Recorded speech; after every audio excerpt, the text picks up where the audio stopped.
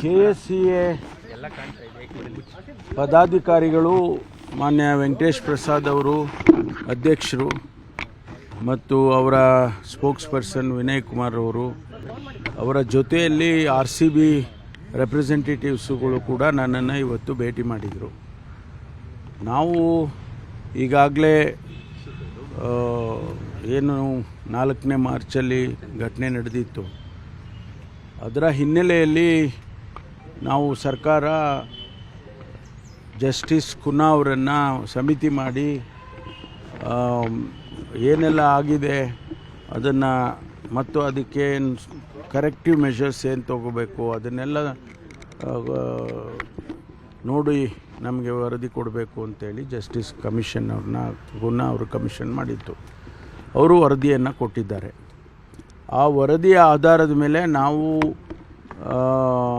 Karnataka state cricket association ಅವರಿಗೆ ಮತ್ತು RCB ಅವರಿಗೆ ನಾವು ತಿಳಿಸಿದ್ದೇವೆ ಅನೇಕ ವಿಚಾರಗಳನ್ನು. ಅವರಿಗೆ ಏನು ಜಸ್ಟಿಸ್ ಕುನ್ನಾ ಅವರ ವರದಿಯಲ್ಲಿ ನಮೂದನೆ ಮಾಡಿದ್ದಾರೆ, ಅವರ ರೆಕಮೆಂಡೇಷನ್ಸ್ ಏನಿದ್ದಾವೆ ಅದನ್ನೆಲ್ಲ ಫುಲ್ಫಿಲ್ ಮಾಡಬೇಕು ಅಂತೇಳಿ ಅವರಿಗೆ ನಾವು ಪತ್ರದ ಮೂಲಕ ತಿಳಿಸಿದ್ದೇವೆ. ಅದಕ್ಕೆ ಅದರ ಜೊತೆಯಲ್ಲಿ ಇದನ್ನು ಓವರ್ಸಿ ಮಾಡಬೇಕು ಅಂಥೇಳಿ ನಾವು ನಮ್ಮ ಸರ್ಕಾರದ ಹಂತದಲ್ಲಿ ಒಂದು ಸಮಿತಿಯನ್ನು ಕೂಡ ಮಾಡಿದ್ವಿ. ನಮ್ಮ ಏನು ಮಹೇಶ್ವರ ಅವರು BBMP ಕಮಿಷನರ್ ಇದ್ದಾರೆ, GBA ಕಮಿಷನರ್ ಈಗ, ಅವರು ಮತ್ತು ನಮ್ಮ ಪೊಲೀಸ್ ಕಮಿಷನರು ಇವ್ರನ್ನೆಲ್ಲ ಸೇರಿಸಿ ಒಂದು ಸಮಿತಿ ಮಾಡಿ ಸ್ಟೇಡಿಯಂನ ವಿಸಿಟ್ ಮಾಡಿ ಏನೆಲ್ಲ ಈ ಕರೆಕ್ಟಿವ್ ಮೆಷರ್ಸ್ ತಗೊಳ್ಳೋದಕ್ಕೆ ಸಮಯ ಮತ್ತೊಂದು ಎಲ್ಲ ನಿಗದಿ ಮಾಡಬೇಕು ಅಂತೇಳಿ ನಾವು ಮಾಡಿದ್ದು. ಅವರು ಕೂಡ ಅವರಿಗೆ ಸೂಚನೆಯನ್ನು ಕೊಟ್ಟಿದ್ದಾರೆ. ಸುಮಾರು 17-18 ಪಾಯಿಂಟ್ಸ್ ಹಾಕಿ ಅವರು ಕೊಟ್ಟಿದ್ದಾರೆ. ಅದನ್ನೆಲ್ಲ ಮಾಡ್ತಾಯಿದ್ದಾರೆ ಅವರು. ಈ ಮಧ್ಯೆ IPL ಟೂರ್ನಮೆಂಟು ಮತ್ತೆ ಬಂದಿದೆ. ಆಮೇಲೆ ಇಂಟರ್ನ್ಯಾಷನಲ್ ಮ್ಯಾಚಸ್ಗಳು ಕೂಡ ಬರ್ತಾಯಿದೆ. ಅದಕ್ಕೆ ಅವರು ಶೆಡ್ಯೂಲನ್ನು ಮಾಡೋದಕ್ಕೆ ನಮ್ಮ ಕ್ಲಿಯರೆನ್ಸ್ ಆದರೆ ಮಾತ್ರ ಶೆಡ್ಯೂಲ್ಗೆ ಅವರು ಬೆಂಗಳೂರನ್ನು ಸೇರಿಸ್ಕೊಳ್ತಾರೆ. ಅದಕ್ಕಾಗಿ ಅವರು ಬಂದಿದ್ದರು, ರೆಪ್ರೆಸೆಂಟೇಷನ್ ಕೊಟ್ಟಿದ್ದಾರೆ. ನಾನು ಅವರಿಗೆ ಬುಧವಾರ ಸಮಯ ಕೊಟ್ಟಿದ್ದೇನೆ. ನಮ್ಮ ಅಧಿಕಾರಿಗಳು, BBMP ಕಮಿಷನರು, ಆಮೇಲೆ ನಮ್ಮ ಪೊಲೀಸ್ ಕಮಿಷನರು ಮತ್ತು ಇನ್ನಿತರೆ ಅಧಿಕಾರಿಗಳು ಅವ್ರನ್ನೆಲ್ಲ ಕರೆದು ನಾವು ಲಾ ಡಿಪಾರ್ಟ್ಮೆಂಟ್ನಲ್ಲಿ ಲಾ ಡಿಪಾರ್ಟ್ಮೆಂಟ್ ರೆಪ್ರೆಸೆಂಟೇಟಿವ್ಸು ಇವ್ರನ್ನೆಲ್ಲ ಕರೆದು ಒಂದು ಸಭೆ ಮಾಡ್ತೀನಿ.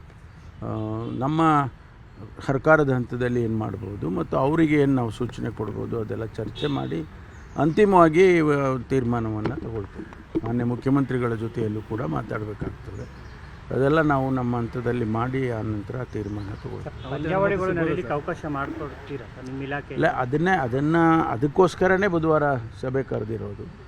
ನಾವು ಸಭೆಯಲ್ಲಿ ಎಷ್ಟರ ಮಟ್ಟಿಗೆ ಅವರು ಫುಲ್ಫಿಲ್ ಮಾಡಿದ್ದಾರೆ, ನಾವು ಕೊಟ್ಟಿರ್ತಕ್ಕಂಥ ರೆಕಮೆಂಡೇಷನ್ಸನ್ನು ಎಷ್ಟರ ಮಟ್ಟಿಗೆ ಅವರು ಫುಲ್ಫಿಲ್ ಮಾಡಿದ್ದಾರೆ, ಆಮೇಲೆ ಬೇರೆ ಏನು ಕಂಡೀಷನ್ಸ್ಗಳು ಜಸ್ಟಿಸ್ ಕುನ್ನಾ ಅವರಿಗೆ ಅವ್ರು ಮಾಡಿದರು ಅದರಲ್ಲಿ ಎಷ್ಟರ ಮಟ್ಟಿಗೆ ಅವರು ಫುಲ್ಫಿಲ್ ಮಾಡಿದ್ದಾರೆ ಅದೆಲ್ಲ ನೋಡಿ ಆಮೇಲೆ ತೀರ್ಮಾನ ಮಾಡ್ತೀವಿ.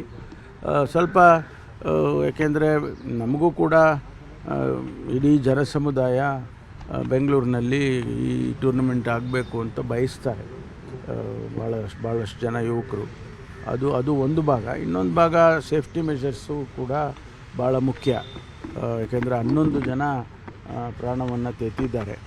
ಅದು ಮತ್ತೆ ಮರುಕಳಿಸ್ಬಾರ್ದಲ್ಲ, ಅಂಥ ಘಟನೆಗಳು ಮರುಕಳಿಸ್ಬಾರ್ದು ಅಂತೇಳಿ ನಾವು ಈಗಾಗಲೇ ಅನೇಕ ವಿಚಾರದಲ್ಲಿ ಚರ್ಚೆಗಳನ್ನು ಮಾಡಿ ಕ್ರಮ ತಗೊಂಡಿದ್ದೇವೆ.